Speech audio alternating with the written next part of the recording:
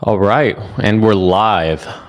Welcome, everybody. Going to give a second for this to actually connect out into the universe, out into the world out there. All right, looks like we're starting to go live here. All right, so welcome everybody. Thanks for joining me on a Saturday. I'm here on the East Coast. It's 4 p.m. So great to have everybody here. Thank you again for taking the time on your weekend to join me here for what should be a fun and interesting episode where we're going to have a reality check. This can be the theme of today's stream is reality check, whether it's Tesla stock price, whether it's Tesla, whether it's other EV makers, competition, etc. Reality check. It's time we had one, and we really need to have numbers and data hold us accountable. So that's going to be the theme for today. Do me a favor, drop down in the comments where you guys are hailing from. Are you from the States? Are you from outside the country? Are you in some obscure city? Are you in Africa, New Zealand, Australia, London? Let me know where you guys are coming from. With that said, I don't want to linger too much because I got a lot of great stuff that I want to talk about. I want to share my perspective. But before we do that, for anyone who's new, we've had a lot of new subscribers. Thank you for subscribing for one. Welcome to the channel. If you're not familiar with me, my name's Nicholas. This is Investing Against the Grain. The name of the channel is really based off the fact that I invest all into companies. My background's been investing all into companies like Apple and Amazon and now Tesla. I believe that diversification is nothing but a hedge against ignorance, and that's why it's investing against the grain. Now, none of this financial advice is just my opinion. This is just me sharing my process. I am an engineer by trade, so that's a little bit about me. With that said, let's see who we got here. We got people from Germany, from Finland, from Michigan, from Plymouth, Norway. Love the Norwegians out here.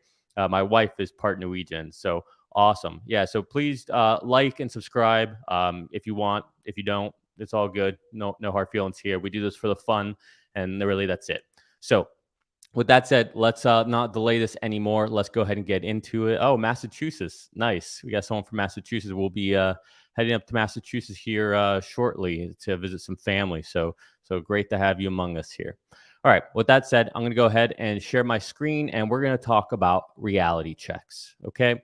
So the first thing I want to share, which hopefully you guys can see it okay here, this is a headline from CNBC, and it says Ford's U.S. sales jumped 9.9% on big gains for its F-Series trucks. So first reality check we really need to have here is for all of the media out there who keeps on telling these OEMs that they're doing great or good, but they're really not. Okay, this is no different, and I can't really think of a better example, but then telling an alcoholic or somebody who has a drug abuse problem, hey, it's all okay. There's nothing to worry about here. Just keep doing you, right? And that's essentially what they're doing here. They're not calling out the problem, which they need to. Now, down here, buried, in one of the synopsis, it says Ford's EV sales during the quarter declined 2.8% to 14,800 vehicles as supplies to the Mach-E were short. I highlight a couple other things. Don't worry, we're not going to be reading all these articles. I just highlighted a few key points. So here we can see that it says sales of an all-electric version of the F-150 that more than doubled to 4,466 units sold. Again, they're trying to highlight this as it's a great thing that doubled, right? But meanwhile, it's really 4,400 vehicles that they've sold, and it's been, almost 2 years now? Coming down here, quote, this is from, who's this from? From Andrew Frick. He says, our EV sales continue to grow. Improved Mustang Mach-E inventory flow began to hit at the end of Q2 following the retooling of our plant earlier this year, which helped Mustang Mach-E sales climb 110% in June. However, Ford's EV sales during the quarter declined 2.8% to 14,800 vehicles as supplies of Mach-E were short amid an overhaul of the factory. Okay, so this is the same thing we keep hearing from all these manufacturers, that we had these issues, we had retooling, we shut the factory down, yada, yada, yada. We just keep hearing the same thing over and over. All right. Down here, Ford's electric vehicle sales remain small for now. EVs represent just 2.8% of the automaker's total sales during the second quarter. So with that being said, and only 14,000 vehicles made, guys, with everybody freaking out about the superchargers being open to all these other OEMs, we really have very little to worry about. Okay, not only are we going to be benefiting because now we'll get IRA credits, so we'll be able to build out more superchargers, but the competition is not coming yet, at least not from Ford, and they're not flooding the supercharged networks anytime soon. So I wouldn't worry too much about this. But let's continue on this reality check thread with regards to Ford. Okay, so here we have Mike Levine. Mike Levine is essentially the spokesperson, the, I guess, marketing kind of guy for Ford. And here you see him tweet out saying Ford electric vehicle sales continue to grow. Mustang Mach-E sales pace quickened at the end of Q2, with sales in June up 110% versus last June. Now, when you read this, and you're like, oh, well, that's good. That sounds great, right? But when you add some real context and more data to this, and you're not sitting there just zoomed in on one part of a chart where maybe you have one blip going up and the rest of the chart's going down as soon as you open up the aperture. Well, it's the same thing here. Let's open up the aperture to really understand what he's saying here. So he's saying here, he says essentially trying to highlight the fact that Q2 with sales in June up 110% versus last June. Okay, so let's take a look at some real context. Let's open up this aperture. So here we can see this is Ford sales. This right here is aggregate of 2021. And then here you can see aggregate of 2022. And then at the bottom here, we just have Q2 for now. Okay. And up top, you can see how everything breaks up. And we're really going to focus on Mustang Mach-E, E-Transit, F-150 Lightning, and electric.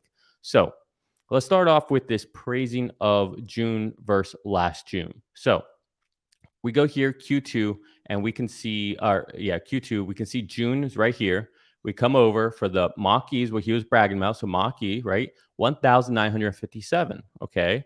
Well, let's see what we hit this time. Okay. Again, we got Q2, we got June. We come over here. You can see the Mach-E was 4,110. Okay. So from less than 2,000 to just over 4,000. So yeah, that is 110% increase, right? So great. But what did the quarter look like for the Mach-E, right? So for the quarter, the Mach-E did 8,633. All right. Well, what they do last quarter for just the Mach-E? Oh, well, you see here it's 10,941. So this quarter, they sold less Mach-E's than they did last quarter. Now I get it. You're sitting here telling me, oh, well, they're retooling all this stuff. But how long have you been retooling for? And even if you're retooling and you had to shut things down for a little bit, not only how long did it take you, but you've been ramping up Mach-E sales for a long time now. A long time. It's been over a year now. It's been about a year and a half. Meanwhile, you can barely sniff out 4,000 vehicles. Meanwhile, Tesla's Model Y out of Giga Berlin and Giga Austin have been ramping up for almost a year now, right? And they're doing 5,000 a week. A week. Guys, this is, we need a reality check here. All right.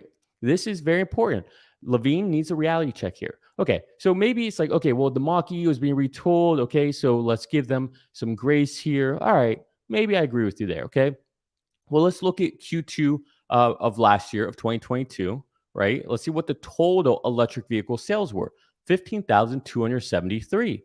Okay. Well, what are they this quarter? 14,843. So they sold less vehicles this quarter versus last quarter, yet they're scaling, yet they're ramping up. Actually, they're not. Actually, they're going backwards. They're going the wrong way. So again, I get it. We can make all kinds of excuses if we want, right? Last year, the excuses were, well, there's a chip shortage and we have supply chain issues and all this stuff, right? This year, the excuse is, well, we were retooling the F-150 so we can have better production and scale up faster and bigger. Mach-E, same excuse. What's the excuse going to be next year? What's the excuse going to be next quarter? Right? We see this on, and we need to have a reality check here. There's a problem here. Here's the big thing, all right? Electric vehicles are 2% of their sales, total sales, and everything else is 98%. The problem is they actually make a profit on essentially everything else, well, on their trucks, but they don't make a profit on electric vehicles. So why would you scale up something, try to sell more of those if you can't be profitable with them? It's a catch 22 that I don't, I don't envy their situation, but it's a catch 22 and we need to be realistic about it. All right. So here is just an anecdotal rumor, maybe is you can say it, but here's a car dealership guy. If you don't know who he is, I believe Farzad interviewed him recently. Great guy. He's just a dealership guy, and he's just sharing something that he was texted. So he said, Ford electric vehicles sales are slowing. And so this is a text he got, and we'll give more context in a second. And it says, Ford Insider here. Dealers are refusing the Mach-E allocation in big numbers. E-Transit is completely dead, and Lightning buyers are not picking up their reservation. Now, I don't attribute this all to being because people don't want Fords or these vehicles. I mean, I'm sure people do, but it's also the interest rates are up, right? And money tightening is happening. We're going to talk about that in a second here. But this is a real thing, all right? And this, although anecdotal and we don't really know who it's from, but car dealership guy does say, to be clear, I confirm the identity of the person that DM'd me above. In spirit of sharing all sides to a story, this is from Ford's comms guy. And again, we just, kind of went over this and showed how once you put the aperture in a wider scale, that this is actually just a bunch of, crap. All right. So now let's take a look at GM. All right. Because that's Ford. Okay. We can bash on Ford all day, but if we're going to have reality checks, it can't just be on one company individually, right? So let's take a look at GM. What's going on with GM? So here Sawyer says, news, GM revealed today that they sold 15,600 EVs. Hey, that's more than what Ford did, but not more than what Ford did last year. Last year, they did 15.8. This year, they did 14 something. And here we have GM doing 15.6. 15,600 EVs in the US in Q2. That brings GM's total first half of 2023 US EV sales to 32,000, or about 90% fewer than Tesla. So here, again, you can see the second quarter. You can see all the big numbers here. And then down here, kind of hidden 15,600 EVs. All right. Okay. So we got that. So let's have some reality checks. We had a reality check on CNBC. Let's have a reality check over here on Yahoo Finance. So Yahoo Finance, their headline, GM Q2 sales jump 18.8% as new car demand rebounds. Now look, I get it. This makes sense. Okay, this is all true, and it's not a lie about these numbers. But if it was Tesla, they would not be highlighting that, right? And really, the real story here is that GM is struggling to make EVs, but they don't really talk about that. So again, I highlight just a couple parts here. You see here, U.S. deliveries jumped 18.8% compared to a year ago. Electric vehicle sales hitting 15,600, a jump of over 120% compared to EV sales last quarter. Now, again, on the surface, yes, that is true. But, advertisers, right? You don't want to piss off your advertisers, so you don't want to tell the real story that's here. And so they're hiding that. But guess what? I'm not sponsored by anyone. I'm just my own man. I do what I want. I say what I want. So I'll give you the real story. But let's continue here. I think I highlighted one other thing. Okay, no, I didn't. All right, so let's get the real story. Here we have electric. Okay, electric highlights the real story. So Chevy Bolt props GM's EV sales in Q2, but for how long? Okay, so same story. One is giving you the actual context of everything. The other one is just highlighting and giving a fluff piece for a company that advertise for their platform, right? So you don't want to piss them off. So here Electric says 15,600 EVs in the second quarter for 2023. True. Facts. The Chevy Bolt EV and EUV accounted for 13,959 of those. All right, we're getting a little more nuanced here. Although the Chevy Bolt sales are up 101% from last year, they are actually down from the first quarter. In the first 3 months of the year, GM sold 19,700 units, up from 358 in Q1 2022. Again, more data, more nuance. Then here, they they look at both sides of the story and they give even more context. The year over year comparison is not exactly fair because the Bolt was recalled with production resuming last April. Again, giving the whole picture, not just saying, hey, look at these numbers, they did great. No, let's give the whole picture. Whether it's good or bad, you got to give context, right? It's the same thing we do with Tesla, right? Yeah, they had 100 or whatever percent increase year over year for this quarter, but we need to have context. Last year, Q2, their numbers were depressed because of COVID shutdowns. If we don't say that part, then we're not being intellectually honest, and we want to be intellectually honest. Anyway, so the Chevy Bolt, essentially 14,000 of all the 15,000 whatever vehicles they sold. 14,000 of that is from the Bolt. But here, remember, you can't forget this part. CEO Mary Barra explained that despite the model's progress, quote, it's now time to plan the end to end the Chevrolet Bolt EV and EUV production, which will happen at the end of this year, at the end of the year, end quote. All right, so this is a huge deal that you're missing from the Yahoo Finance piece. So again, why would they leave that out? Well, I'm telling you why. Is because they advertise there. So let's scroll down. Barra explained during an interview with NBC News the last month that battery production is currently holding the automaker back after selling a total of not 200, not 2,000, two Hummer EVs in the first quarter. GM recorded 47 sales in Q2, down 83% from last year. Now, again, this is on the Ultium platform. So the issues with the Chevy Bolt when that was shut down and all that has nothing to do with the Hummer. Okay, so that's an issue. Okay, they're having issues moving this product. And then down here, meanwhile, with the Cadillac Lyriq, GM sold 968 Lyriq models in the first quarter and another 1,348 in Q2 of 2023. Again, very lackluster. So let's take a look at one other thing. Okay, so again, here's the Hummer, and here's the 47 that they sold this past quarter. Last year at this time, no issues, no demand issues, no chip issues, no battery issues last year with the Hummer, right? And they sold 272.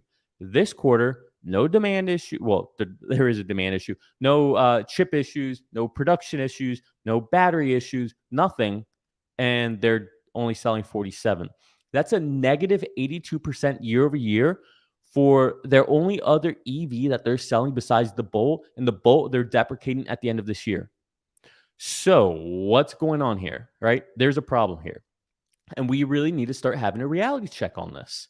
Now, here is the other side of things. Meanwhile, with Tesla, we see all kinds of different stories. Here we see Australia. Tesla Model Y is now Australia's top selling passenger vehicle, excluding trucks. Model Y June sales totaled 5,560. EVs were 8.8%, etc. Right. So, and thank you, Sydney Tesla owners. He sent this to me in a DM. So, thank you for bringing this to my attention. But this is the difference. This is the reality check we need to have, right? I keep watching Phil LeBeau on CNBC constantly talking about the competition's coming. They're coming. Tesla's not going to be able to do what they're doing. Eventually, they're going to go down and down in percentage. It's not sustainable, yada, yada, yada. You keep hearing this. Yet, we see Ford and GM are in the crapper. They can barely move any vehicles. Tesla, in 1 month with just Berlin, will make more vehicles than almost the two of them combined. Think about that. And on top of that, again, GM is deprecating the Bolt, the only real successful and product that they're moving as far as an EV line. So there's a big reality check that needs to be had here. And again, meanwhile, you see things like this with Tesla. Let's take a look at another one. Here, again, Sawyer Merritt. VW blames their EV production cut on, quote, strong consumer reluctance. Tesla Model Y, meanwhile, becomes the best-selling car overall in the world in Q1, sets a new delivery record in Q2. I'm just saying, this is what we're seeing here, okay? We need a reality check. Ford, GM, they need a reality check, all right? The media out there, CNBC, Yahoo Finance, etc., they need a reality check. And you know who really needs one? Volkswagen. Because again, here's Volkswagen saying strong customer reluctance forces Volkswagen to slash electric vehicle production. So they're saying it's because customers don't want this car. Meanwhile, we see that the Model Y, an electric vehicle, was the best selling in the world in Q1. Probably going to be in Q2 as well. Don't know what I just did there. Probably going to be in Q2 as well. And if this is the reason why you're slashing your vehicle sales for Volkswagen, well, isn't Audi part of Volkswagen? And if I look over here, didn't they fire last week the CEO of Audi? And what was the reason for this? Oh, yeah, because it says here he's been dismissed due to declining sales in China and a sluggish rollout of electric vehicle products. So, which is it, Volkswagen? Is it because you guys aren't doing well and your leaders here, you got to let them go because they're not doing a good job? Or is it because there's a reluctance of people wanting to buy EVs despite the fact that an EV for the first time ever was the best selling vehicle last quarter, probably this quarter, and probably for the rest of the year? That's kind of a head scratcher, or maybe we just need a reality check. All right. Well, let's continue here on these reality checks because I think Tesla boomer Papa, if you don't know who he is, he's a Tesla boomer mama's husband, and he really kind of explains it here really well. He says, so let's take a look. Competition Q2 sales. Ford Mach-E, 8,600. Ford F-150, 4,400. Rivian, 12,600. Pretty good for Rivian, I won't lie. GM Lyric, 1,348. Oh, I forgot about that one. Sorry. They're moving the Hummer and the Lyric. Apologies for what I said earlier. Sorry about that. Besides the Bolt, they have two other vehicles that are barely selling anything. Grand total of all this competition together comes out to 27,134. Tesla's 466,000, 17 times more than all the others combined. As the phony press says, the competition is coming and Tesla is losing market share. Oh, really? Well, I would like to sentiment or to capitalize on this. Oh, really here, because I get what some people might be saying when they look at this. They're like, okay, well, this is a little skewed because with Ford and GM, we're talking about U.S. numbers, right? Which is fair. So let's take a look at U.S. numbers. All right, and here we can see just strictly U.S. numbers. Now, keep in mind, Tesla doesn't break these out, specifically. So, this is estimated in the sources, Motor Intelligence. But with that said, here we can see the breakdown for U.S. sales, right? And you can see that number one, first place is the Model Y. In second place is the Model 3.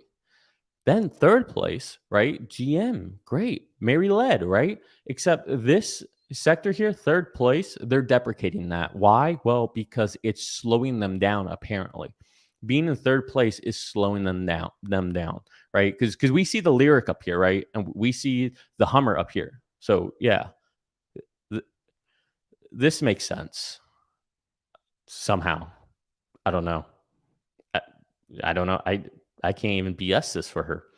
All right, well, let's look at Rivian. Rivian, 16,000. Volkswagen ID4, 16,000. But again, as we discussed last week and this week, Volkswagen is shutting down some lines. They're pulling back on the ID line. Why? Because apparently consumers are reluctant to buy EVs. Huh. Okay. So we know that this one here, third place, is deprecating. This one here, fifth place, that they're going to slow it down and pull back. Ford Mach-E, okay, they're at 14,000. But again, this one, well, it's down from a year ago. Okay, interesting. Hyundai Ioniq 5. This is a sleeper. Okay, I actually think that we have progress here. But again, change from 2022, they're selling less. But I do see a lot of these out there. And then here we have Tesla Model X and Model S. Now, again, you can even say for the Model S, it's down 29%. But that's, I think, more of a function of shipping. But whatever, just let that go. Ford F-Series, so just the Lightning, 8,700.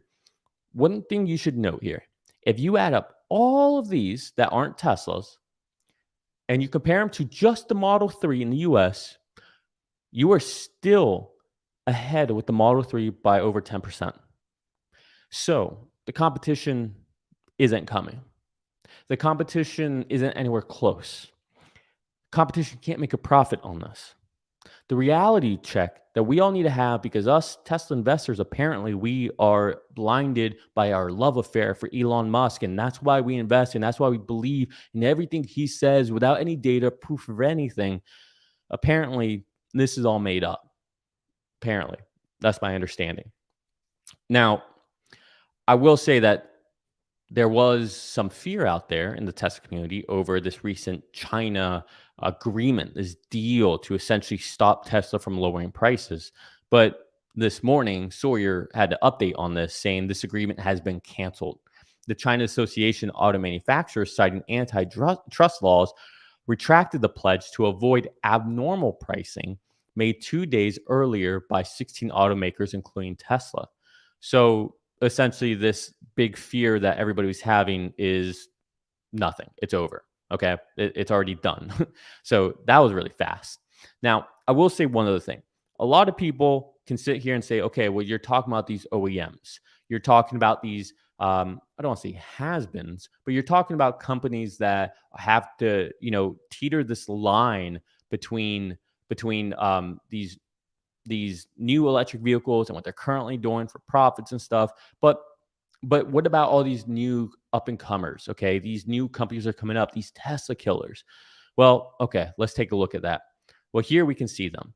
Okay, here's all the Tesla killers, right? 1 through 14. Whether it's Arcimoto, whether it's Nikola, bankrupt, Lordstown, bankrupt, Faraday, I think they went bankrupt. I could be wrong. Canoe, etc. Like the list goes on and on, right? Lucid, about to be bankrupt, right? You see all of these and look at their performance from their highs. They're essentially all down 100%. All right. So again, this is a reality check. Tesla is on the island on their own. Okay. Tesla, it's literally just Tesla and BYD as far as I can see. All right. They're the only ones really doing anything. They're the only ones doing things profitably. So it's game set match as far as I can tell. And the craziest thing is these companies, all of these, Ford, GM, all of them, they're still trying to figure out just the hardware part of it. And guess what? The hardware is not where the money is made. Okay. So let's actually transition to where the money is made. Okay. So I'm going to go ahead. I'm going to share my screen again because we need to talk about where the money's being made. So let's take a look. All right. Here we have Volkswagen. Volkswagen is trying to focus on where the money will be made, and the money will be made in software, in autonomy. And so here we see Volkswagen to launch self-driving vehicles in Texas by 2026. Oh, really? Really? Because all the stuff that we know about why you guys are struggling, Deese is fired, Audi CEO's fired, all this stuff that you have, hundreds and hundreds of developers that you had that couldn't get any piece of software out there, all those issues, somehow you're going to be able to figure out autonomy. Okay, well, let's figure out how, because it's clearly not going to be by your own hands. So let's see. Thursday, Volkswagen said that it plans to launch autonomous or self-driving vehicles for ride-hailing and goods delivery services in Austin, Texas by 2026.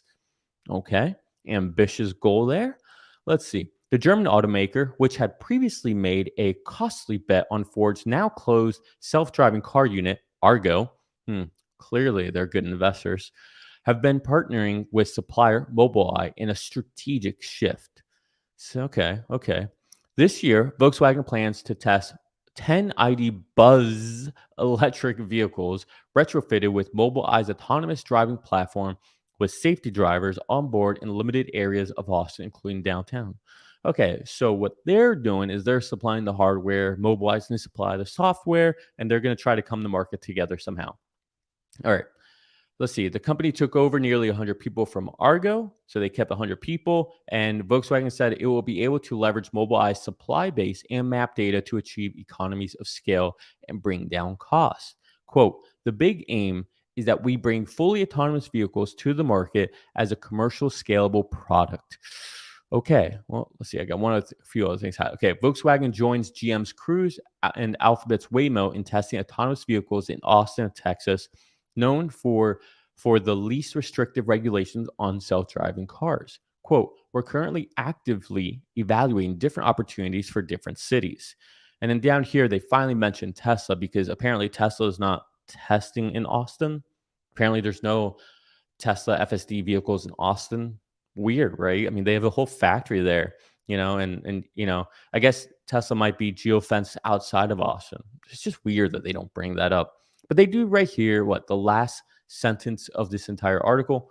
Tesla, Cruise, and Waymo and other firms have missed their targets to launch self-driving cars, and their vehicles have had difficulty in rare and unforeseen driving situations. So you finally mentioned Tesla. When? When do you mention Tesla? Oh, when they talk about missing deadlines, when you talk about having unforeseen driving situations, that's when we finally bring up Tesla on the very last line of the entire article. Interesting, right? Sometimes when they don't want to talk about you, that's how you know you're doing the best, right? Like nobody who's ever been on top or doing great didn't have haters, and that's all I see here is more hate. Meanwhile, here from the China World AI Conference 2023, Elon Musk was there via video conference, and he said that FSD will be officially released at the end of this year. And he said Tesla would be happy to license self-driving technology to other car companies. He also ended by praising China's AI capabilities. Okay, so this isn't exactly what he said, but we got some cool images here. We see Optimus there. Rumor has it that they're going to start putting Optimus into like different showrooms just because it attracts crowds and great advertisement. I think that's great. That's brilliant. Here we see some more pictures. But let's see. Gary Black had this to say. Elon Musk predicted Tesla will realize full autonomous vehicles at some point later this year. Elon made his remarks via video on Thursday at the opening ceremonies of the 2023 World Artificial Intelligence Conference in Shanghai. Musk, this is what he actually said. I have been wrong about this prediction in the past, but I feel we are closer to it than we ever have been. So, what he essentially said was that he's pretty confident that it'll happen this year, right? And I think with a lot of the talks we've seen with Shock and the entire Tesla team in these recent videos, John Gibbs, Dr. Know It All, has done an amazing breakdown of them. If you're not the most technical person, even if you are technical, right, there's a lot, you're not necessarily technical in that lane. John Gibbs, Dr. Know It All, breaks down really, really well. Herbert's got a lot of good interviews with a lot of different AI and robotics people that you can check out. And, he's done a great job on this. But the point here is that with a lot of this new content we have, where we see that they're working to go away from the occupancy network, right? So essentially the occupancy network was just stitching all of the cameras together to create a kind of somewhat of a worldview, but very rudimentary, right? So in other words, it would look at the world and it would look at each voxel, or essentially a volumetric pixel, and it would determine if something's there or not. Is that drivable space or not? I don't need to know what it is, but just can I drive there or not? And if I can, great. If I can't, then I don't. Well, that's a stepping stone to where they're trying to get to now, which is creating a world model, right? And with this world model, it will be able to understand everything around its surrounding and have context of everything end to end, right? So this end to end ability allows it to have a LLM ChatGPT type functionality. So with ChatGPT, you're able to predict what the next word is going to be, right? And you predict the next word, and you predict the next word, and that's essentially what ChatGPT is doing. With this world model, what's happening is that we're getting to a point where it can predict, the next like 3 or 4 seconds of what will happen in the world as it drives. And so will be essentially version 12. And this is why Elon feels very confident that we will get to it this year. Now, a lot of people like to give him hate about, oh, you say this every year, et cetera, et cetera. Listen, he's going to be right eventually. And if you see his reaction lately, he seems very confident about it. Now, I know a lot of people have 4.4 out there right now. I'm waiting for 4.5. I have hardware 4 vehicles, so I'm waiting for the update. It's driving me crazy. I want this so bad. I'm ready for it. But it is what it is. It'll come when it comes. I have a road trip coming up. We're going to Boston soon, so I really want to have it so I can test it. Either way, hopefully I'll get it sometime this week. If I do, I'll be sure to record all that. But I know a lot of people are having weird experiences with 4.4. We saw the whole that corner, the stop sign, all that drama. We saw all that. But the point is, this is iteration. And a lot of times these are edge cases, and moving to end to end, moving to a world model will solve a lot of these things, right? So don't take these I don't know, abnormalities or the wonkiness of it and think that that's where we are, because it's not necessarily the reality of where we are, right? It's like, this is gonna be a horrible analogy, but it's the only one I can think of on spot while I'm live here. But it's like if I went to the store, I forgot my credit cards. I only had like $5 on me, and I go to pay, and that's all I got. But it's like, no, it's not all I got. It's just, you don't understand. Like, I don't have access to it right now. And it's kind of like that. FSD is in a certain place where we only have certain access to what all it can do, while they're working on this bigger next step change. And when we get that, we'll see. But obviously, Elon team have the alpha builds, and they're seeing the real truth. Now, again, they're not seeing that real truth in scale, which is why we are here, why the fleet's here, but we'll get there. All right, I could talk about this for a while, so let's just continue here. Okay, so here is some more great AI news from Tesla. Well, here we have Herbert showing us that Tesla already has 52 job openings for the Tesla bot, Optimus, the humanoid, coming much sooner than we think. Herbert's been banging the table on this. I agree with him adamantly that the bot is coming much sooner than people realize. Listen, I've worked for a number of big tech companies, and I can tell you that the way it works normally is that you want to release what's called an MVP, a minimal viable product. And the point of this is to get a product out there as soon as possible. Why?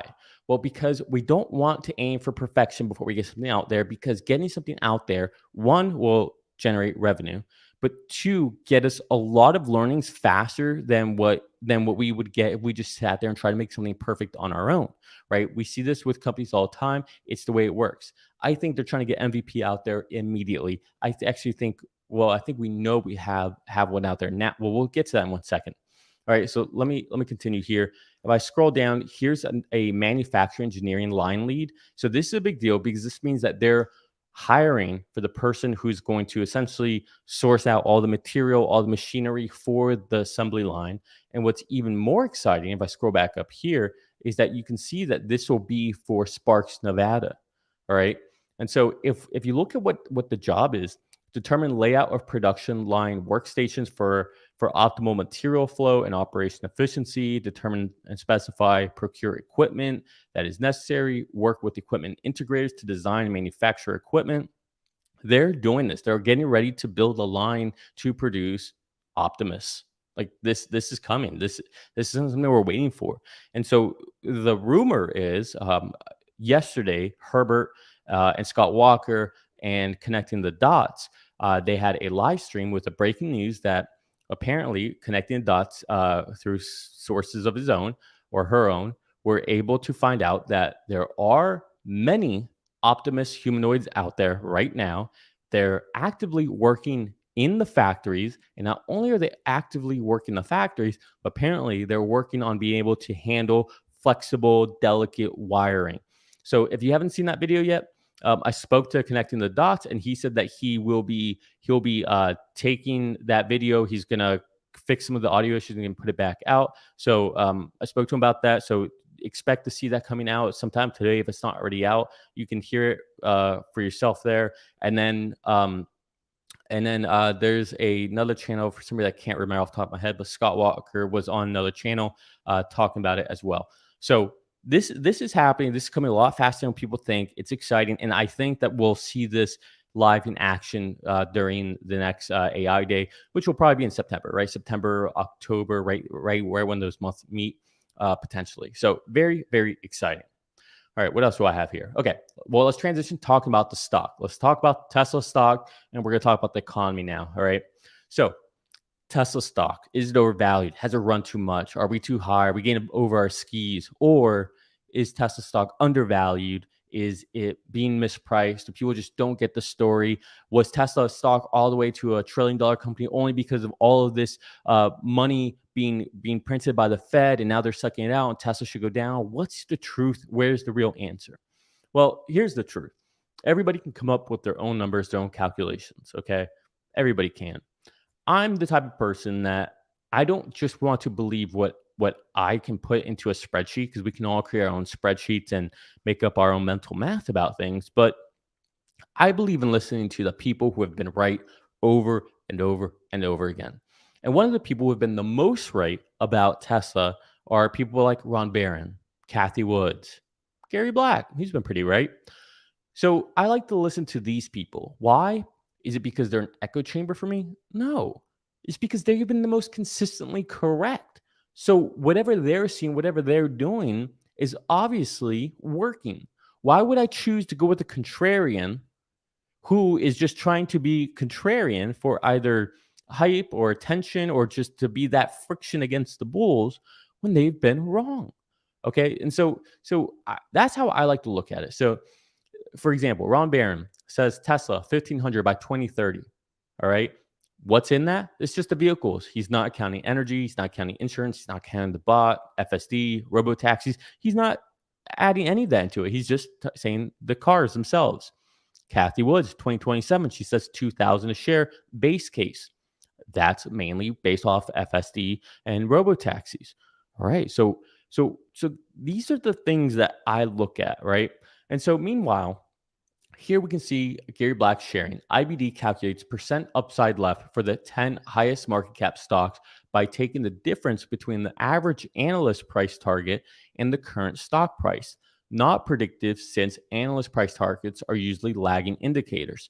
So this is interesting, because here's the thing with analysts. Analysts, frankly, kind of suck at this. All right. It's just the truth. And not only do they kind of suck at this, they suck at this really bad. All right.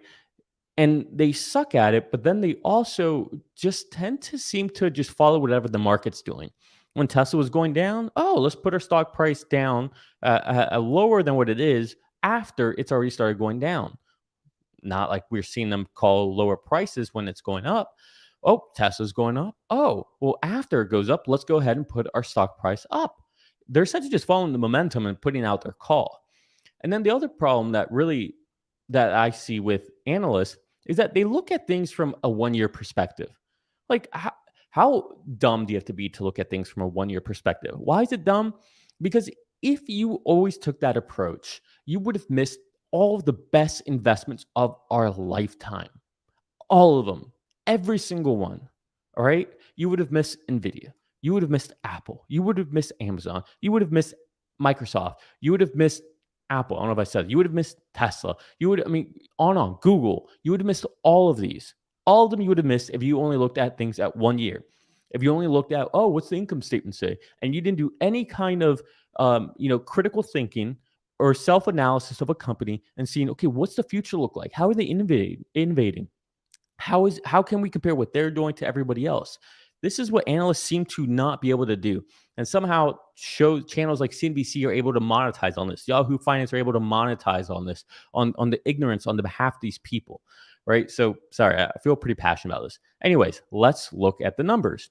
So here we can see the S&P 500 giants with most stock upsides, okay? And so here you can see all of them. And here Tesla is at the bottom with negative 23.9%. So how much upsides left? Negative 23.9%.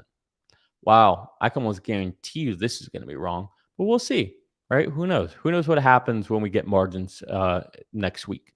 And we'll talk about this before we end. All right. Well, just to play contrarian to this. So while this is saying that the majority of analysts say that we're essentially 23% over what we're going to get for the rest of the year, here we have Bank of America's John Murphy raising his price target to 300 from 225 and kept his neutral rating. Weird, isn't it? So you were at 225, now you're at 300. What changed? What changed your conviction here? Is it just because the stock's going up? Is that it? Because you didn't change anything else, apparently. It's very odd. It's very odd that analysts do this, that they get paid to do this, and that we even place any kind of significance on their opinions when this is their type of thinking. Now, if they had conviction, I have more respect, to be honest, for Gordon Johnson than I do for someone who's constantly changing it like this. First you're down, then you're up, then you're down, then you're up, and you only change based on wherever the wind's blowing the momentum for Tesla. It's honestly kind of a joke. Now, I will say I have had some concern about Tesla. Okay, there is some concern I've had, and up until recently, I haven't really had an answer to it. In fact, I haven't had an answer to this concern up until maybe 2 days ago. Let me explain my concern first, and then I'll show you why I'm not concerned about it anymore. Okay. So first, we need a calculator. We're gonna do some math here. So right now, we know Tesla is, let's just say they're gonna do 1.8 million vehicles this year. Okay. That means that next year, if we stay on our 50% CAGR, compound annual growth rate, that means they have to do another 900,000 on top of that, which puts us at 2.7 million. All right, so that means somehow they need to pull out another million out of thin air. Well, where's that going to come from? That's going to be hard, right? Well, you can kind of figure it out, right? So they need to get to 2.7 million. Well, if we just do some quick math, let's say Giga Shanghai does, 1.2 million, right? So 1,200,000. Now this is going to be hard because there's no commas, which is a very frustrating. Okay, so that's 1,200,000, right? Comma, yep, comma. Okay. So that's that. Then let's add in Berlin. Let's say Berlin ramps up. Right now they're at 5,000 a week. Let's say they ramp up to 10,000 a week, right? So to get to that 500,000 number. So let's add 500,000 for Berlin, okay? And if we're going to add 500,000 for Berlin, well, we also got to add 500,000 for Austin, right? 1, 2, 3. Okay, yeah, sorry. I really wish they put combos in this. All right, so let's add another 500,000 for Austin. But then don't forget that we have another vehicle launching coming up right now, Cybertruck, right? That's gonna be launching.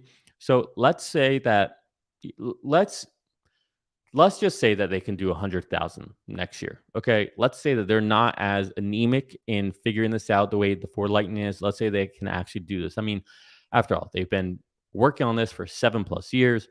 They've been working on the line for a while. I mean, let's just say 100,000. You can dispute these numbers if you want later. That's fine. Let's just do the exercise. Just entertain me, if you will. Okay. So what does that leave us at? Okay. So right now we're at 2.3 million. Like I said, we did 1.8 million this year. That's the goal. 50% on top of that will be another 900,000, which puts us at 2.7 million. We're at 2.3. Okay. Well, then we still have Fremont, right?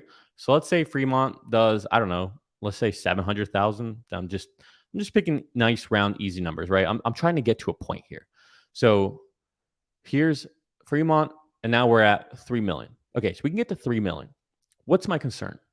Here's my concern. My concern is that, all right, so at this point, we've essentially maxed out all these plans, right? We've maxed all of them out.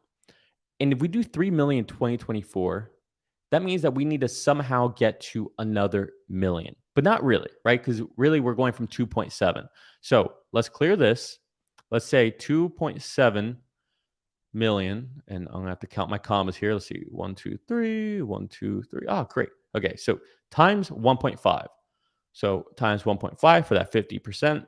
That means that we need to get to 4,000 was or 4. We essentially get 4 million vehicles in 2025. All right, so we're gonna have to go from 2.7 to 4 million.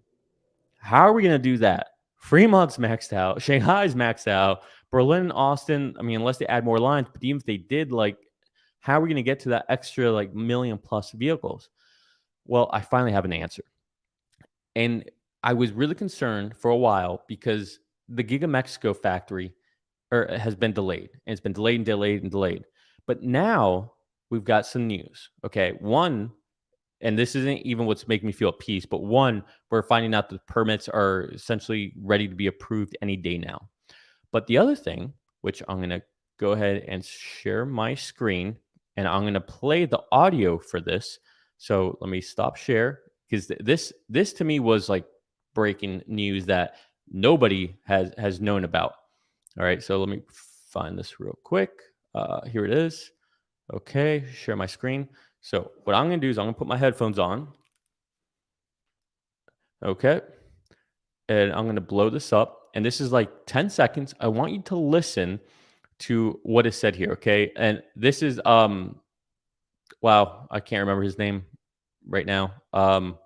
He's the author for Tesla's or Elon Musk's biography. He spent 3 years with them.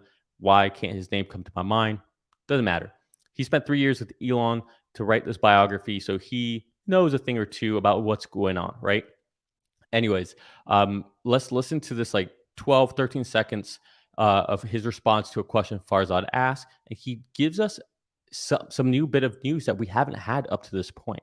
So let's listen real quick. Hopefully you guys can hear this. If you can't, please just let me know down below in the comments. I'll be listening. Isaac Walters, thank you so much.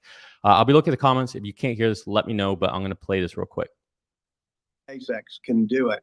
Likewise, Drew Baglino, Franz, others at Tesla are allowed to do their own thing.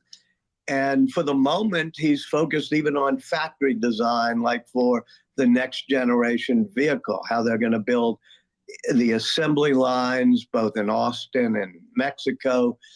That's it right there. That they're going to build the assembly lines both in Austin and Mexico.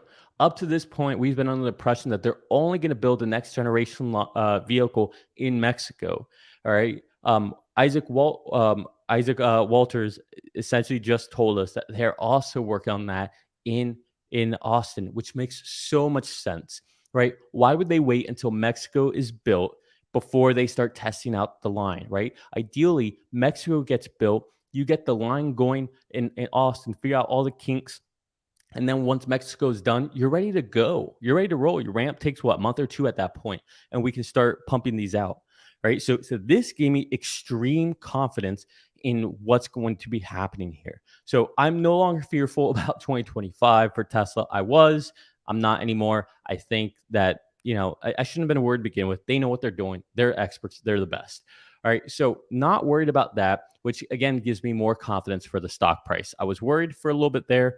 No longer worried. Okay. So now I'm going to show you one other thing. I'm almost done for today. Now I'll take a look at for any questions or comments, but I do have just two more things to just share with you guys. So once again, please bear with me. So here we go. Let's take a look over here at Trueflation. Okay. So this is a big deal. Okay. This is something people are missing, right? Everybody, so for 4th of July, I was at a friend's house and they're, thank you, Walter Isaacson, not Walters. Yeah, I thought that sounded a little weird. Walter Isaacson, great point. Let's see, math on, sorry, I'm reading comments, which I shouldn't be doing. I should get through all my stuff first. Math on Google Calculator is better if you just work in millions instead of, you can just write, yeah, I was going to do that. But I think sometimes, I don't know, I'm just pandering to people who want to see big numbers, I guess. But yeah, you're right. That is what I should do next time. It makes life easier. Anyways, let's talk about inflation, United States base, okay? Because at the end of the day, we know how it works, right? If the US sneezes, the rest of the world gets a cold. Right now, this is the state of the world. Let's start with that. China, they're having big issues. They're trying to stimulate the economy there. They're doing everything they can. They're a mess. They have a huge housing crisis that's in peril. People are divesting out of China. They have problems. Right. Germany, I think, especially in a recession, I think they had 2 negative GDPs. Europe is struggling, right? There's lots of things going on there. My family lives in Spain. My dad lives there. I'm hearing all these rumblings about what's going on there. It's not great. France has their own things going on. It's, hopefully they can resolve all that. But the point is, like, there's not a lot of good happening anywhere in the world. But then you get to the United States.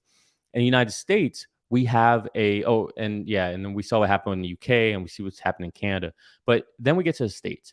And the States, the Fed thinks for some reason that inflation is just out of control, as if like nothing has been done, nothing's improved at all.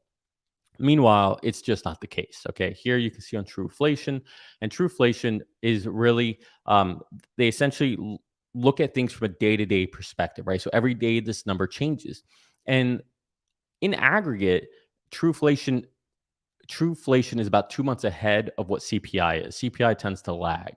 Now, what people are missing, and again, I was at this this dinner or whatever for last weekend for our 4th of July holiday. And I was talking to some people and they were convinced, oh no, inflation's not coming down, nothing's gonna happen. And I was telling them, like, what are you talking about? CPI is going to be in the low 3s next in a couple of weeks. we're going to see it set in the low threes. And they're like, no, I don't think so. I don't think it's going to happen.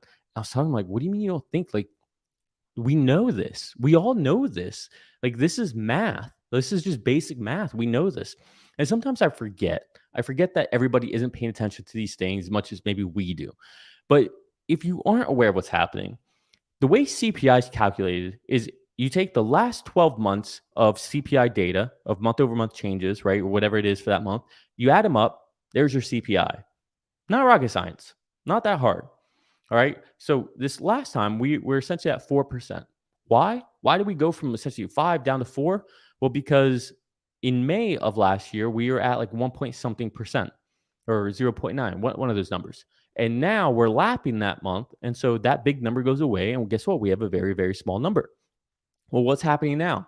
Well, on Wednesday, we'll get CPI again. And I think we're rolling off a number that's like 1.1, 1.2, something like that.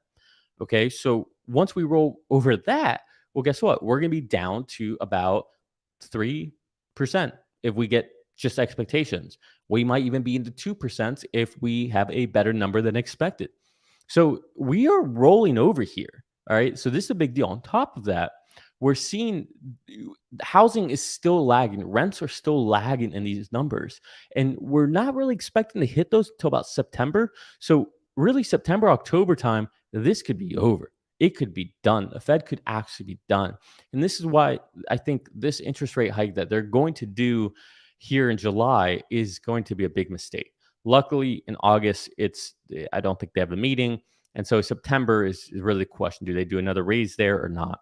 The problem here with the Fed is that they are scared of making a mistake and they want to keep their words and they want to continue sounding hawkish. But if they're not careful, they're going to miss their landing. Now, it's also, to be fair, a lot of people have been saying this for a long, long time. And up to this point, the Fed's actually done a pretty good job. Now, there is a point, though, you got to not be cocky and you got to be careful on what you're doing. So we'll see what happens here. But if truflation has been right, and it's always been lagging by 2 months, then we should be seeing 2% type inflation in about 2 months from now, right? We've actually been 2% for a little bit now. Let me see. We started 2%. When was this? We hit 2% for the first time in May.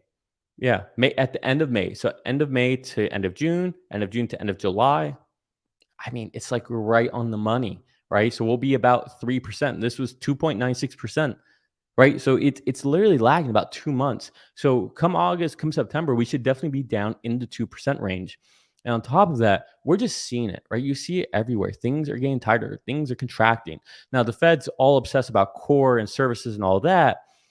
But listen, we're not really going to kill the entire economy because, restaurant prices and hotels are expensive. Like, that's not going to be why you kill the economy, at least not in my opinion. All right. So I want to show you one last thing for those of you who are very invested into Tesla and are unsure if we're just in a bear market rally, if this will continue.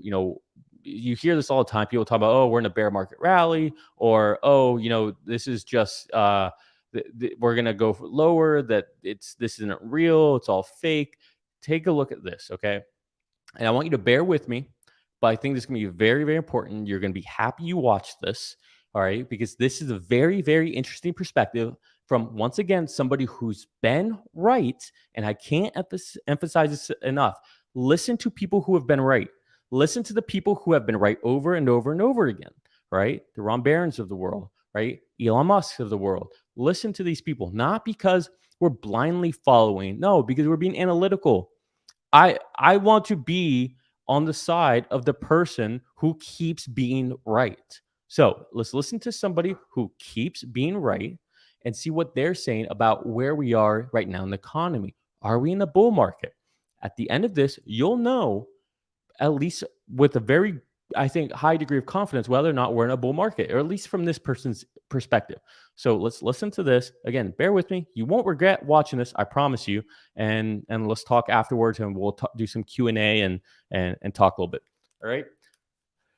All right. So here we go. Let me blow this up, and let me actually make this a little even bigger for you guys. All right, here we go. Let's take a listen. you became optimistic on equities at a time when it was grim, and probably took a lot of heat for that, is my guess. It may turn out to become one of the greatest calls in recent history. So congrats on that. You've also been bullish this year when many of the top Wall Street minds were not. One day does not a trend make. Are you still optimistic the rest of the year? Yes, I think we're seeing signs that the economy is coming back into balance. In fact, this discussion you guys just had on the jobs report and the fact that wages aren't accelerating, that's a big point, because I don't think we want to see... point which way? What does that tell you? Well, we want to see wage pressures fall because, the Fed wants to see that average hourly earnings down to 3%. It's at 4%.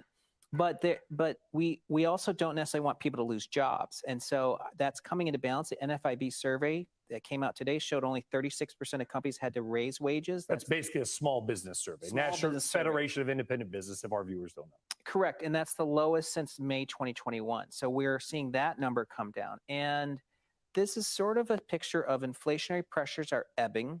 The Fed can sort of breathe easier if they can show progress. And at the same time, the economy is strong enough to kind of be slipping into an expansion, which I would say is a good environment for stocks. Okay, here we go. In fact, let's show that beautiful chart we've got up there on the wall behind you, Tom. S&P 500 up, we'll call it 15% year to date. This is one of the best starts to a year ever. Yes. Why? Listen. What's happened?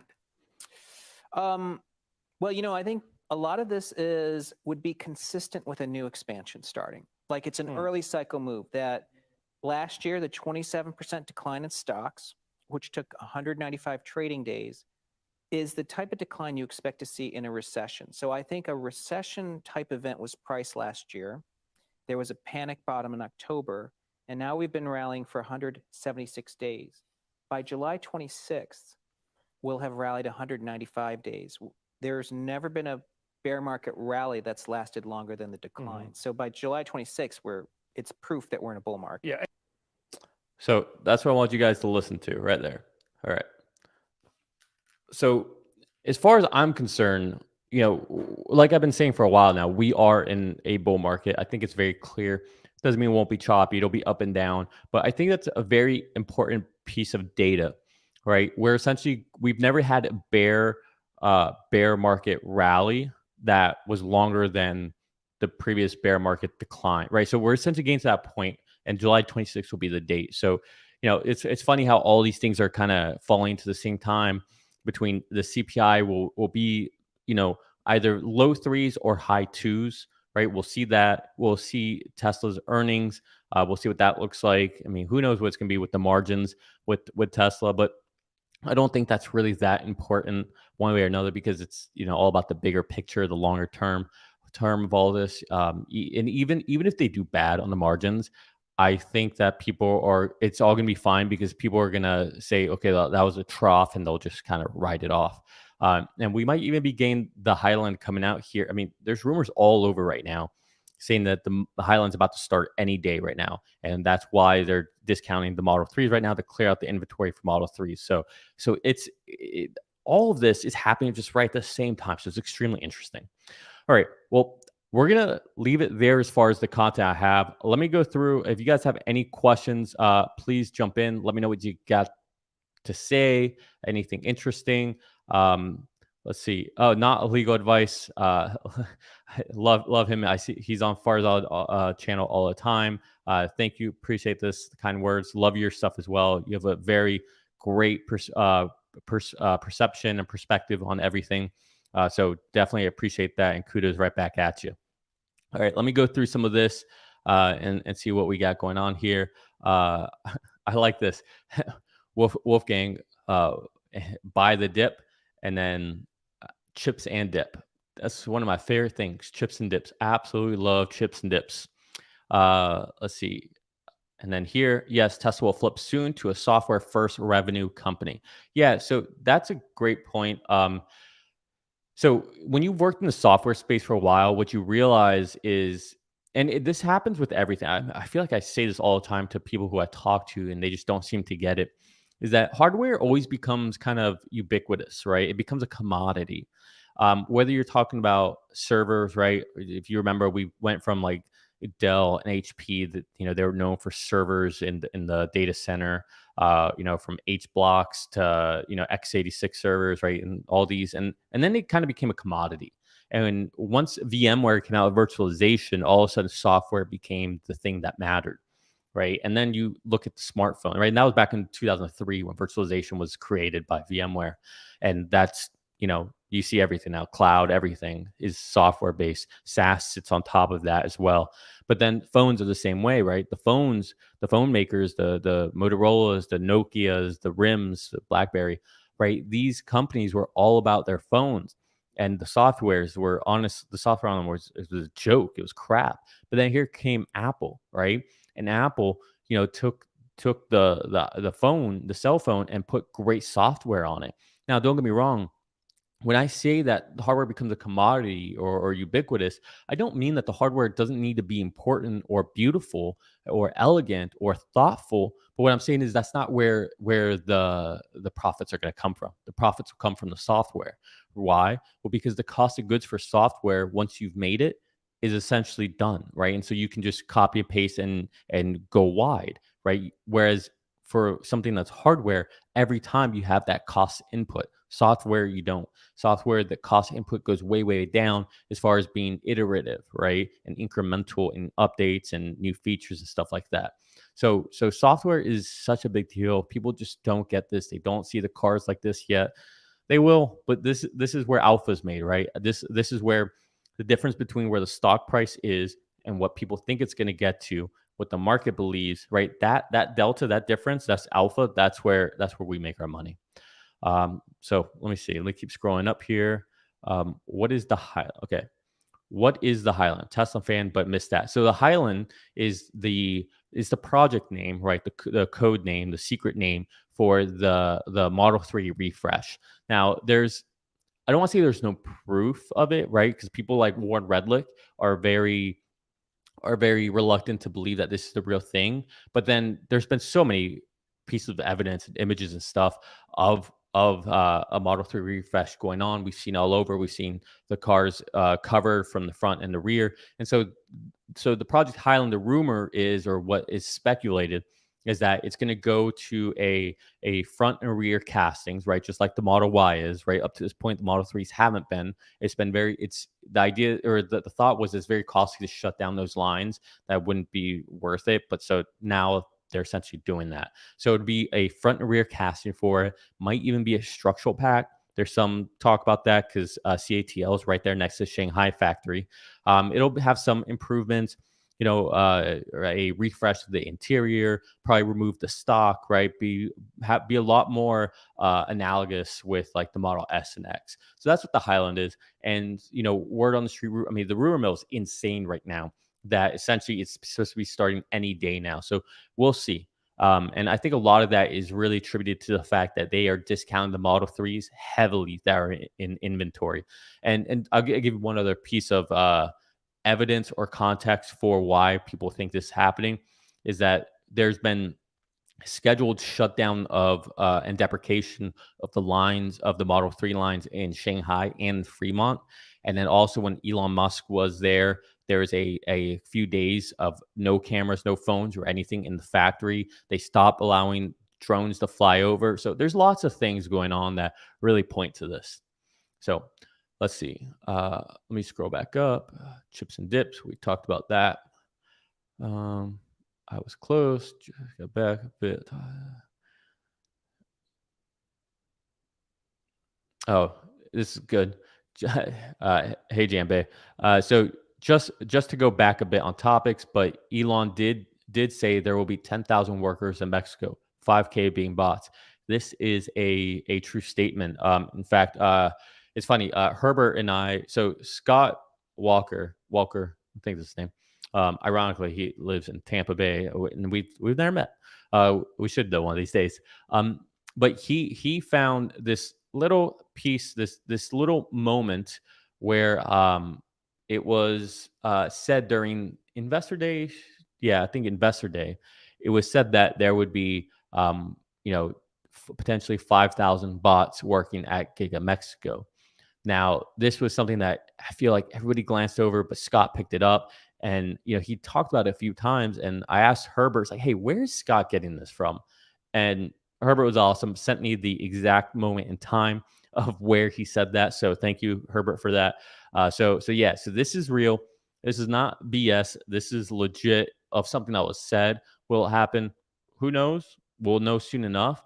I think, I believe connecting the dots on their their source about the bots work in the factories, it seems so obvious that they would be. It makes sense. I mean, if you have it, why wouldn't you do it? You want to get those MVPs out. I mean, everything that I know is from a product perspective and getting things out there, it seems to make the most sense to me. So let's see. And yeah, to Farzad for the question that he asked, Walter Isaacson, definitely a great question. Let me see. I don't see cars coming out of Mexico till Q1 2025. Yes, this could very well be true.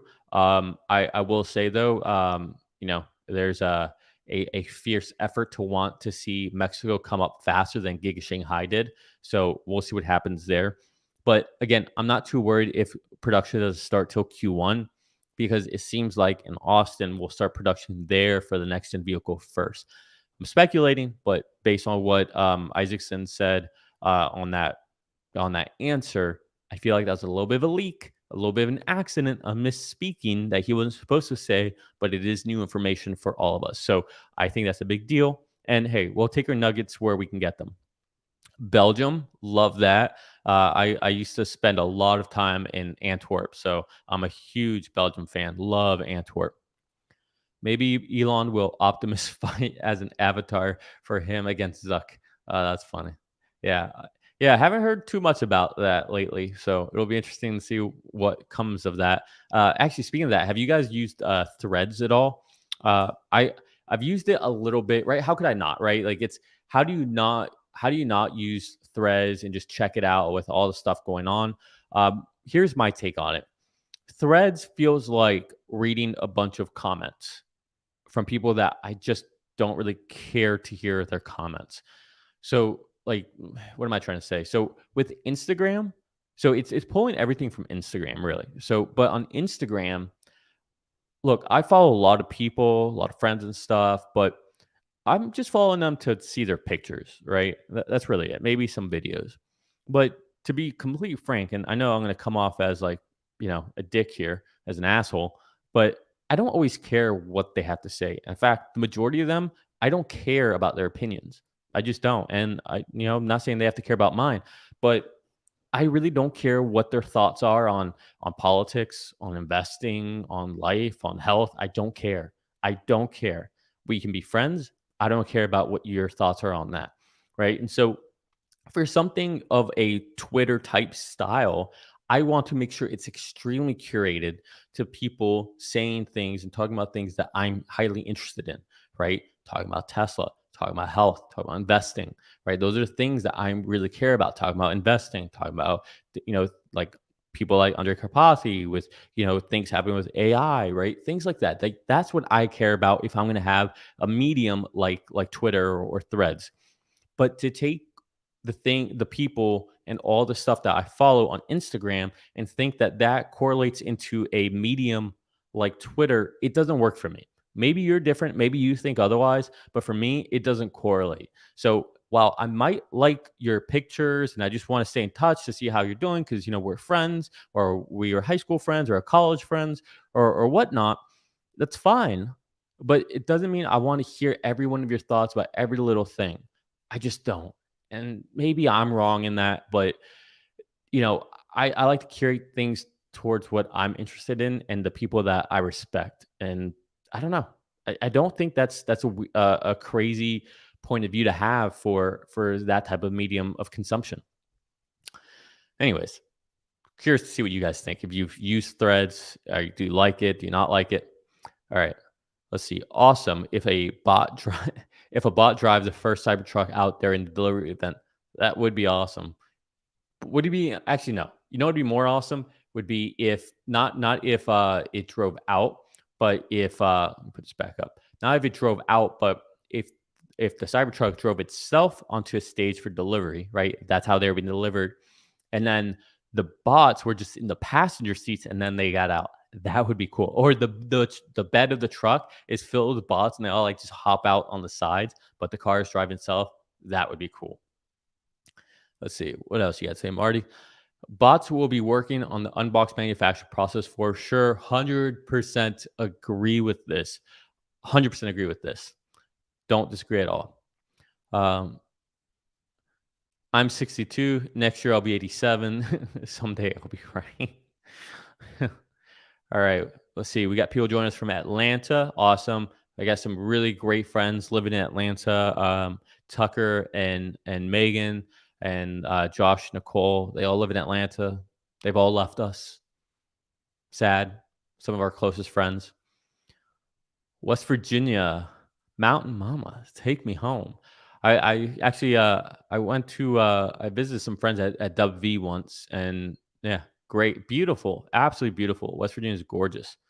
South Dakota, nice. That's oil country out there, isn't it?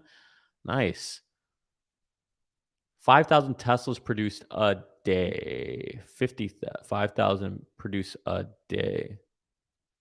Is it? I'm not sure about that. I think it's a week. Yeah, I don't think it's a day. Yeah, definitely not a day. I'm a way past tired of seeing companies use percentage to hide actual. I am too. I am way tired of that as well. I agree. Yeah, hopefully you guys enjoyed that reality check of an episode we had here. All right, let's see. We got Switzerland. Love Switzerland. I never made it to Interlaken, but definitely was in Zurich. That was awesome. Me and my best friend were there. Oregon, sunny afternoon. Nice. I'm in Florida and it's not a sunny afternoon. So what are the odds of that? Maine. Hey, Maine. How are you doing? Love Maine as well. I love, what's it called? Kennebunkport. We might be going up there when we're visiting Boston. Might do a little trip to Kennebunkport. So love that. Massachusetts. Ready to get some love out there. Okay, so let me scroll down, see what else we have here. Let me catch up on some of these. Let's see. Where did I leave off? Got lots of comments here. Okay, chips and dips. I saw that one. What is the Highland? We talked about that. Got it. Thanks, Wolfgang. Probably a new version. Okay. Highland gigacasting. No stalks behind. Steering wheel. Highland. Okay, lots of talk on the Highland. Okay. Oh, here we go. Is FSD licensing a good thing or removing a huge tech advantage? No, this will be holy grail. This will be the holy grail if Tesla license FSD beta. It'll be the opposite of the supercharging stations, right? Think of the supercharging stations in that licensing deal. One, it's the right thing to do for the mission of Tesla, right? To help accelerate the advent of sustainable energy, to make it more, I don't know, to reduce the friction from people wanting to buy electric vehicles, whether it's Teslas or not. So that's great. But it's also the Trojan horse because it is inviting these OEMs to come in to show them a good experience of working with Tesla, seeing how a licensing agreement will work, so that then once FSD is done, hey, guess what? We got something else for you to license. But this time it's a little different. Why? Well, because once again, Tesla's next level. Because at this point, the OEMs, all they have to do is put in the hardware. They don't even need to license anything specifically from Tesla, right? All they would really need to do is allow their customers to license the software, right? So at that point, Tesla's TAM for autonomous vehicles, especially if they're the first ones there and no one else is really catching up, it's unlimited, right? It's every vehicle out there. And so all the OEMs have to do, just like they're doing with the NACS, the North American Charging Standard, or the Tesla charger, all they have to do is retrofit the vehicles to have the port to accept the NAC cable, right? Same thing with their vehicles. All they have to do is put in cameras, cheap cameras, put in the FSD computer, which Tesla will sell you. So Tesla will sell the hardware because the computers, right? It's not like someone else who manufactures this. These are Tesla proprietary built chips. So Tesla will sell you the computer, the FSD computer, and Tesla will, and then you can buy your own cameras, or Tesla can sell you those cameras, and then Tesla will allow you to, flash the hardware and sell have the software on there, and then customers can subscribe. Right? It's that easy. It's such a big Trojan horse. It's insane. Tesla still faces a lot of opposition from regulators and other companies, all meant to delay progress or prevent innovation of certain products. Very discouraging. Yeah, I agree with that to an extent. I mean, the bigger thing, though, is that we have all these other companies out there kind of paving the way. Waymo, Cruise, they're paving the way on that front. There's no regulation going to be had for Optimus. And, one of the beauties of the United States, it's like one of the annoyances, but also beauties of the United States, is that so many things are done at a state level. And so while that can be annoying for certain things like insurance, right? Getting Tesla insurance everywhere, it's a hassle. It's a pain in the ass. Why? Because they have to go state by state by state. And they all have different rules. They all have different regulations. But with something like this, FSD, you can have Austin being very open to it. You can have Florida being very open to it. Whereas, maybe Washington, D.C. isn't, right? So it at least allows Tesla to be able to move in different domains, and you can't stop it is the point. All right, there's no way just to stop it. All right, I guess NHTSA maybe, but NHTSA won't, because it'll keep things safer. And if they didn't stop it a year ago, 2 years ago, they're not going to stop it now because it's way better. Next Model Y iteration internally seems to be called Juniper. Yep, I've heard that one too. A lot less rumors about that one, but I think once we see what the Model 3 looks like, we'll get an idea of what the Model Y will look like. And I think the Model Y would just be interior. That's it. All right. And that would be way easier to do, right? All right, Beast Crow. So I am in a bubble. I know. We all are. We all are in some form of bubble. Okay. Not legal advice. Highland will have hardware 4 too, correct? Also here, Shanghai is closing up one line and opening another. Highland. Yep, you are correct as far as hardware 4 goes. And that's just another signal, right? Let me get back to that in a second. So also here Shanghai is closing up a line. Yep, I'm hearing the same thing, that Shanghai is closing a line, right? They're deprecating the line. So it makes a lot of sense. Like all the signals are there. But you bring up a great point. So so we bought a new Model Y Performance, I guess almost a month ago now. Yeah, something like that. And it has hardware 4. So what's interesting is Model S, Model X, Model Y all have hardware 4. But guess what doesn't? Model 3. Model 3 is not shipping with hardware 4 yet. Why would this be? Well, I think it's pretty obvious. It's because there's a refresh coming, Project Highland. So it's yet another kind of signal towards that. So there's so much signal. Normally with these things, there's a lot of noise, but it seems like it's all signal these days. Let's see. Governor in Mexico suggested there may be initial construction activity in near future. Yep, I saw that. That's exciting. The sooner we can break ground on that, the better. It's as soon as we can actually start breaking ground on it. I really do think. I know everybody talks about how amazing the work ethic is in China. Man, I tell you, Mexicans are some of the fastest and best workers I've ever met. I've worked with them.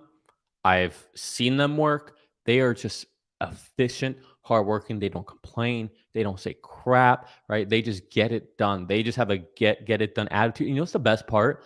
They're always happy.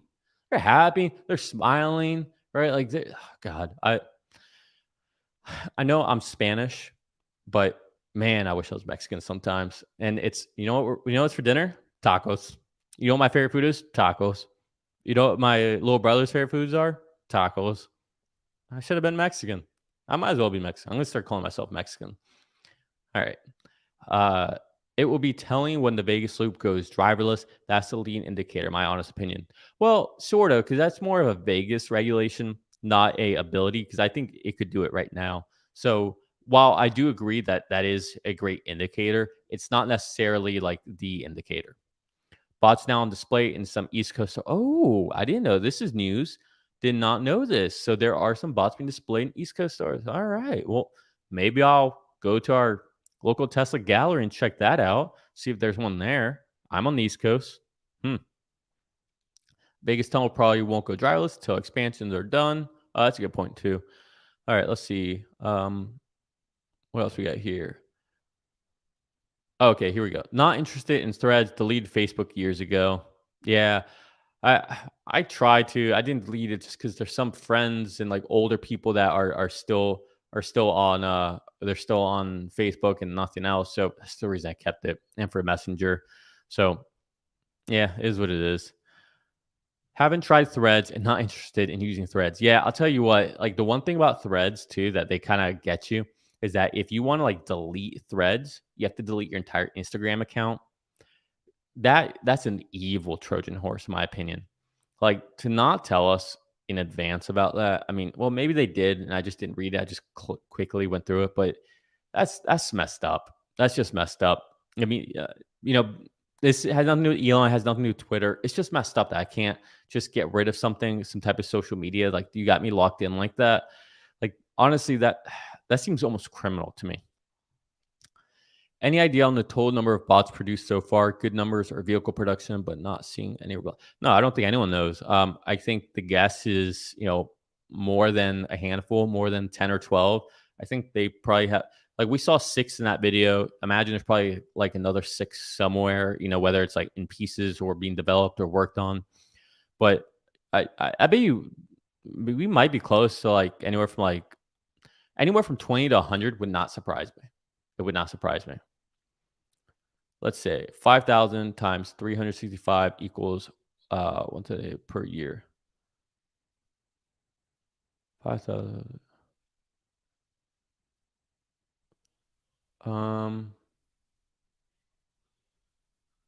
Not sure what this was in reference to. Let's see. 1.825. Oh, I see what you're saying. Okay. Thank you for clarifying this. Okay, now I'm tracking. So you were saying 5,000 vehicles a day are being made by Tesla. I was under the impression that you were saying 5,000 a day at Berlin or at Austin. Tracking now. This makes complete sense now. Yes, this I agree. Apologize. That was just a misinterpretation on my end. I thought you were talking about the factories themselves individually, that they were doing 5,000 a day. So understood. So yes, you're spot on. You're correct. Let's see. Best guess so far is there are maybe a couple dozen bots, perhaps a few hundred this year. That would be awesome. There's a few hundred. Absolutely. Sunny in SoCal, inland of Malibu. Yeah, SoCal is always good weather. Let me know when it's not good weather. Then I'll be surprised. FSD on more card is more revenue. FSD on more cars is more agreed. Agreed. 100%. And not only that, it's recurring revenue at SaaS margins. Amazing. In videos, we have seen at least 5 bots, so guessing we could be at 20. Yep, okay, spot on. I agree. 100% agree. Licensing FSD beta will explode. Earnings per share, yeah, it will. And I think that they'll get to a point where it becomes like on a per mile basis. I kind of hope that's what they do. Like just because then it's like all those like e-mobility scooters and stuff. Like people think like, oh, it's only 30 cents a mile. That's not a big deal, right? But $200 a month, it's like, ooh, that hurts. But so if you can get down to where, or sell it where it's just that small centage per mile, that becomes way more. I think you can just get so many more people using it. Let's see. Cars. Yep. Sorry. Saw that late. Okay. Supercharging stations are the gateway drug to licensing FSD. Well said. Well said. Exactly. When will happen, you think? 2025? Licensing? No, I think, well, yeah, maybe 2025. We'll see. We'll see where we at the end of this year. If they solve it like Elon's kind of predicting this year, then I would say licensing starts in 2024, and I would say it's probably gonna be Ford first. Ford seems like they're with Blue Cruise. It seems like they're doing just enough to keep Wall Street happy, but they're not really going all in like Cruises and GM's doing with Cruise. So I think Ford's kind of hedging their bets, thinking, okay, well, once Tesla figures this out, we can just license it from them. I think that's the plan there for them. Earnings per share explode. Yep. Okay. Good point on FSD. Maybe that helps get through regulatory hoops if OEMs license for FSD. Yeah, I think it absolutely will. Just like the NACS, right? Like, oh, now all the OEMs are doing it. Oh, okay. Well, now we'll make it a mandatory thing. We'll get higher P multiple.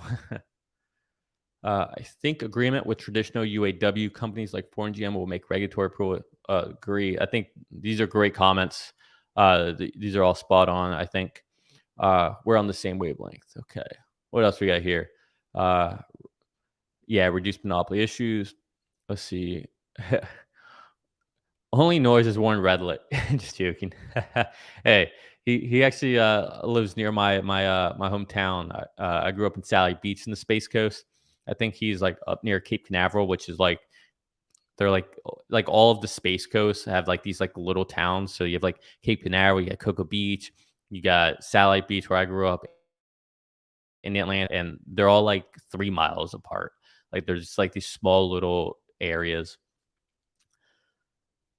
Another advantage of building in Mexico is they have trade agreements with many countries that US does.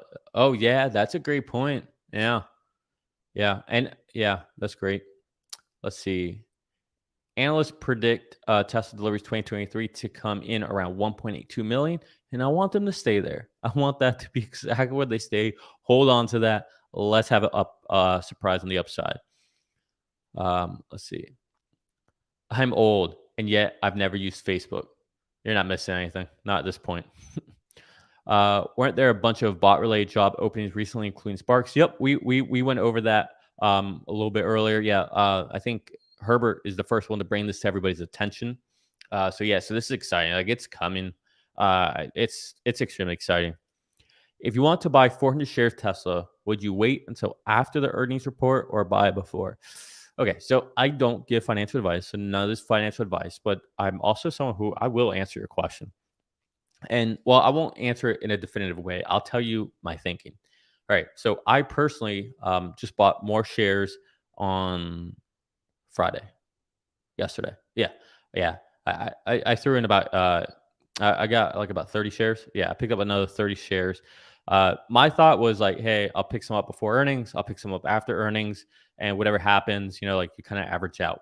So that's kind of my thinking. You get some now, you get some later. If I get some now and then we drop and we sell off, well then okay, I'll buy more down there, and you're averaging what you're doing, right? Dollar cost averaging. Or if I buy some now and we rip up, okay, fine. Well, at least I got some at these lower prices than after we ripped up. So now what are the risks? The big risk in the short term are margins, but that also depends, right? If we get like something like 18% margins, X credits, all that, then I think the stock doesn't tank. The reason I think it doesn't tank is because at that point, I think people will be like, oh, okay, this is baked in. This is the trough. We're done. We'll have to see what Zach and all of them say as well. But then, especially if the Project Highland is real and it comes out and we start pumping out these new model vehicles, people will be like, oh, okay, so all these new cuts were just to clear out inventory. Here's the new vehicle. And we're kind of resetting expectations. Now, if we have lower than 18%, and we keep dropping prices and there is no Highland vehicle that comes out at all or anything like that, then I think the stock could see some decent pressure. I mean, I wouldn't be surprised if we go back down to the 200s. But again, if we get back down there, I'm going to be picking up a lot personally. So those are kind of my thoughts. Concerned people will foolishly sell on the news, and that could be a better buying opportunity. Yeah, I mean, the bigger thing is like if you really do the math out, like you said, 400 shares. Let's say you buy 400 shares right now at what is it, 275? Say 400 shares at let me do some quick math. Let's say you picked up 400 shares at 275 times 275, right? This is how I do a lot of my thinking. Okay, so 400 shares at 275, that comes out to what, 1.1? No, bad math. That's 110,000. 110,000. All right, so 110,000 for 400 shares. Okay, you're looking to pick up 400 shares. So let's say you go to 250, right? Let's say you buy 250, right? Times your 400 shares. that would cost you 100,000. So for 10 grand is what you're really like hoping out here. For a $25 price difference, it's 10 grand. Now, 10 grand is a lot of money to a lot of people, but in the big scheme of things, I don't think it really matters, right? So for 10 grand, am I really willing to risk not being able to buy as many shares? Because what if the opposite happens, right? Well, now I have less shares than I want, and every less share that I have is more value I'm losing in the future. So that's kind of why I think about it. Like, is trying to price it that much of a difference when forget about 275 versus 250. I'm looking at 2,000, right? So that's what I care about. So these small little, if anything that's under like 100 grand in difference, it's like it's kind of pointless, really. So I don't try to worry about that too much. I just worry about acquiring as many shares as I possibly can. The only things that I try to be a little careful about is, I was hoarding cash for a while, like pretty much all second half of last year, if you guys recall. And then I think it was like January where I made a video saying, okay, I'm deploying my capital. And the reason I was doing that was because it was the macro was like, I wasn't sure what was happening. There's a lot of uncertainty. And so now things have changed, right? Now things like I had a feeling like, okay, things seem way different. Inflation seems under control. And so that's when I went ahead and started deploying a lot of my capital. So that's kind of the way I look at things. And so I don't do it based off potential earnings or things that Tesla's going to do. I was just doing it for the macro in case we had a '08 moment. And I just want to, have a little protection for me, my family. Anyways, FSD is insanely good if you ask me. I agree. Although I don't have it in my car right now, I use it all the time. Friends and Turo, right? I'm constantly testing it. The engineer in me won't let me not test it. So let's see. What's your time horizon? I would say it doesn't matter. Yeah, I feel the same way. Sad face. I hope that doesn't mean that's not at me. I'm just heartbroken. I missed the sub 200. Don't worry about that. Be heartbroken if you missed, your price you're at right now. We're at 2,000 a share. That's when you want to be upset.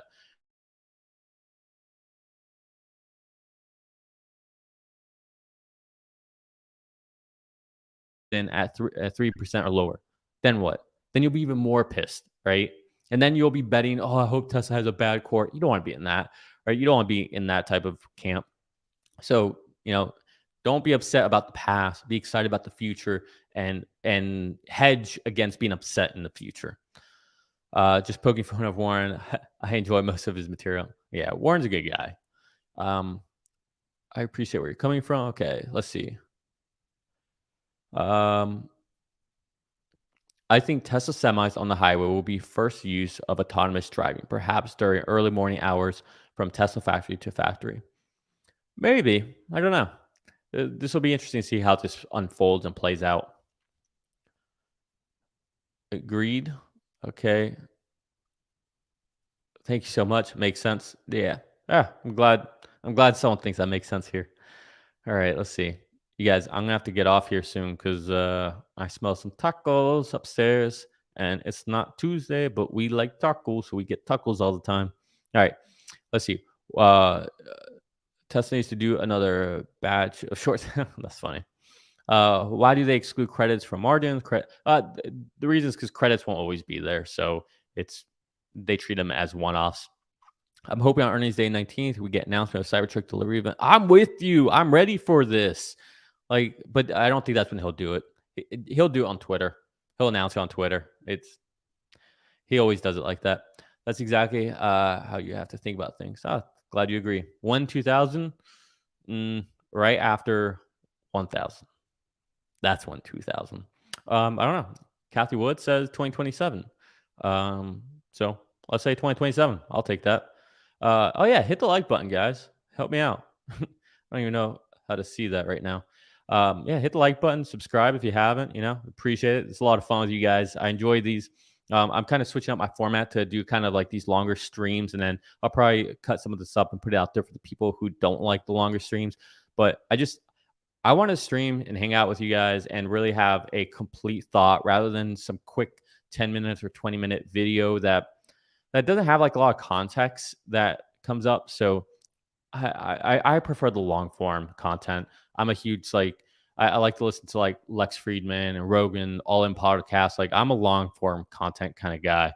So hopefully other people appreciate it. And then the live stream, man, Yashu got me hooked on this. Doing live stream, so much fun to engage with everybody. Regular credits remain because no one else in the U.S. are producing numbers. Oh, yeah. Oh, okay. Maybe I misunderstood your question. Yeah. So the reason that we still keep getting them is, I mean, look at the beginning of the stream. You know, the reality check that everybody needs to have. They're not producing vehicles, right? Like year over year declines, deprecating the only vehicles they're making by GM. I mean, it's insane. So yeah, so of course they're going to keep, having to pay regulatory credits. Let's see. Okay, LJ is possible investor.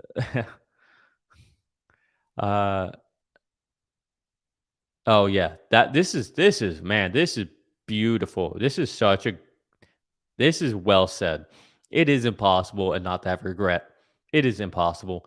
But you know what's the best way to not have regret is time in the market. Because eventually, right now, the 200s, in 5-10 years now, you'll be like, man, you remember those 200s? You remember like 6 splits ago, right? That's the only way. It's time in the markets.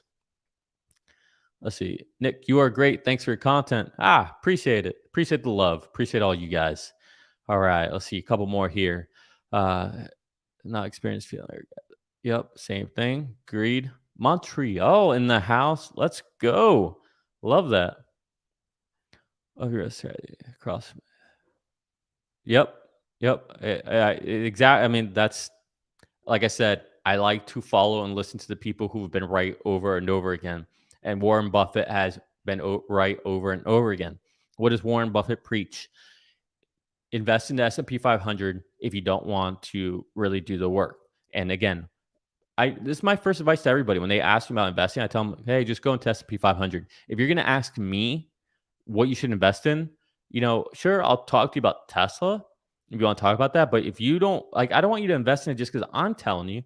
Like, you need to come up on that on your own. But if you don't want to do that, then go invest in the S&P 500, right? This is Warren Buffett's advice, and it works out really well. But know that that's diversification. And to quote Warren Buffett, my very first episode ever, if you want, go watch it. It's kind of funny to watch. This is my first time. I'm not comfortable in front of the camera, but I literally have a clip in there where Warren Buffett is saying that, or maybe it was Charlie Munger too, but they're saying that diversification is a hedge against ignorance. And Warren Buffett says, all you ever need is 5 to 10 good investments and you'll be set for the rest of your life. And I believe in that so much. And that's why this channel is called Investing Against the Grain, because it's against the grain to not be diversified. It's against the grain to be all in a stock. And I know a lot of us are all in, and this is why I love this community, but this is contrarian way to invest, right? And honestly, I don't think people give the advice to diversify for the benefit of us. I think they do it for brokers to get paid on trades. I think they do it to have middlemen and market makers be able to make money on the margins. I think they do it for tax implications, right? Because if you buy and sell constantly, you're creating a taxable event. I don't think it's for us. I really don't. I think the best thing to do for ourselves, and this is just my own philosophy, not financial advice, is to find a couple companies you truly believe in, go all in on them, right? That's how I feel. All right. Well, that was a rant. Tesla is my retirement project. You and me too.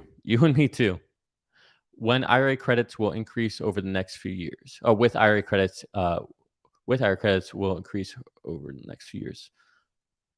Yeah, I think they will increase. Remember how we all felt when Tesla was at 101 less than a year? Yeah, right. That wasn't great. All right. Last one here. That's the exact Buffett advice I liked. I was speaking to that very clip. I had just watched your first video. Yeah, it was embarrassing. All right, guys. I can hear the plates are done upstairs. The tacos are ready. It's time for me to go have some. Thank you all for joining. Appreciate it. Don't forget, like, subscribe, do all that good stuff if you enjoyed this at all. See you guys next Saturday. Love you all. Peace.